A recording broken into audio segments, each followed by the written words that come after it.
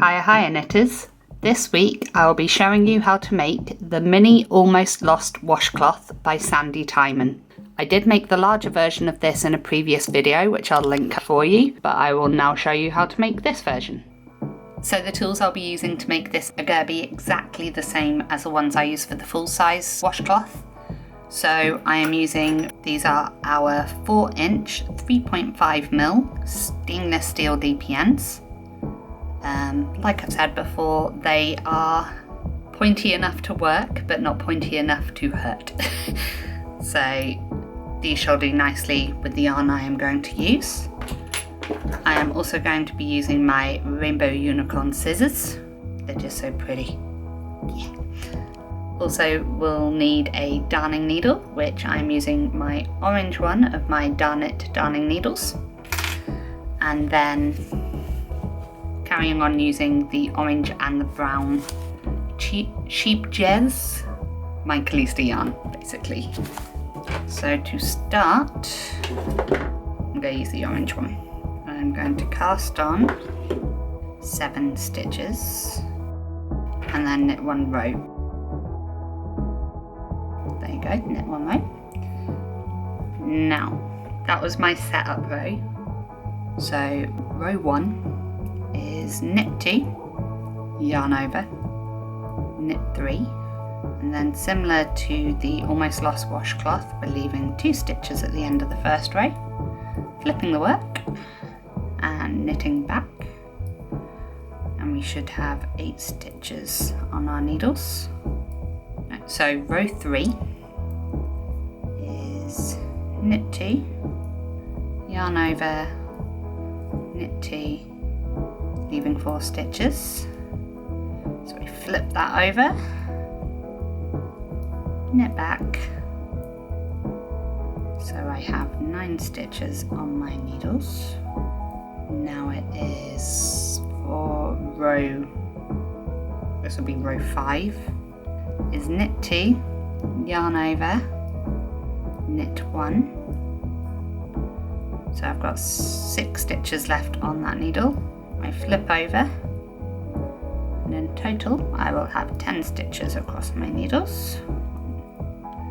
And then it's, right, so it's knit 2, leaving 8 stitches, flipping back, knitting those 2 stitches back, so I've still got 10 stitches on my needle.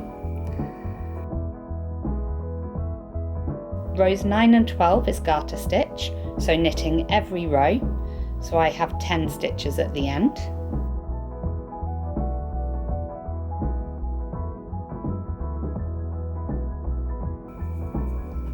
Okay, so then I have something that looks like this, very similar to the previous pattern, just a miniature version shockingly.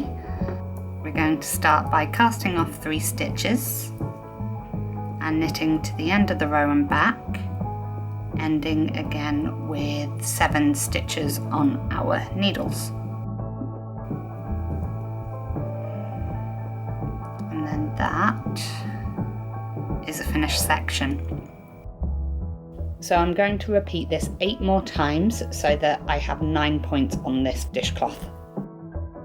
I'm not going to alternate the colours in this one. I think I'm going to make 1 orange and 1 brown one. But already compared to, where is it? Aha! Compared to the full size one I made a few weeks ago, these needles are perfect for this size project. So a cast on of no more than 10 stitches fits perfectly on here, and it's not too fiddly having larger needles in my hand with such a tiny project. So yeah, obviously these are perfect for knitting smaller things in the round, so if you're doing miniature socks or miniature sleeves or anything like that, they're ideal for that.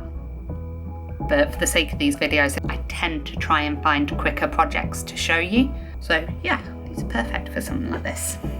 So excuse me whilst I speed this up.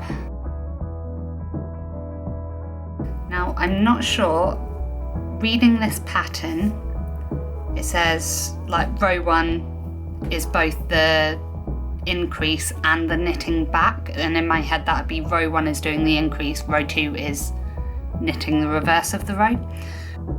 When I got to rows 5 and 6 on the pattern, which I've shown here as rows 9 and 12, I can't tell whether it is 4 rows of garter stitch or 2.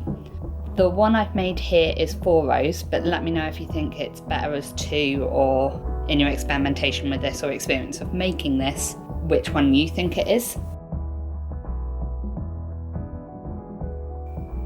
Now, making this one up is slightly different on this pattern than the larger one I made, whether it was intended that way.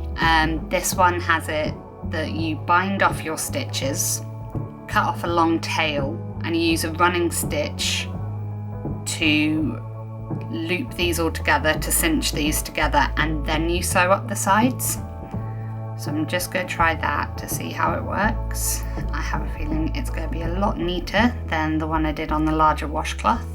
And if it is, I will be using this method of making it up on any future dishcloths of both large and small size. So I'm just going to take my yarn and pull through, grabbing my darning needle. So I'm going to do a running stitch all the way around. Right, so I've done that. I'll find out whether I was right earlier in reading the pattern, whether row 5 and 6 was actually just 1 row and back. So, wish me luck, go pull that tight. Perhaps it's not too bad, it is quite flat, maybe, but I can't get that hole as tight as I did on that one. But it'll do. So I'm just gonna put a loop through and across just for security. And it's just gonna be sewing up my seam here. Right, I'm just gonna weave up my ends.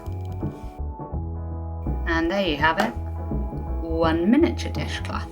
In comparison to the original pattern, this one was a couple of hours to make. This one barely took 40 minutes. Size difference isn't that much, so if you're not wanting, compared to my hand, like a massive dishcloth, like this will do the job nicely. It's a really handy little pattern. So that is an excellent addition by Sandy Timon, so thank you for this.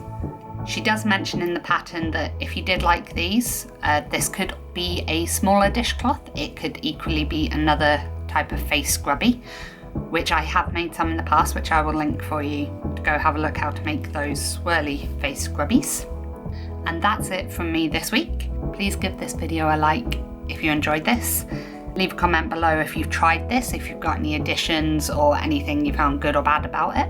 Be sure to subscribe to this channel for weekly updates from the world of HiyaHiyaEurope, covering new products, product reviews, knit-alongs, and much, much more. You can follow us across social media at HiyaHiyaEurope. And until next week, happy knitting!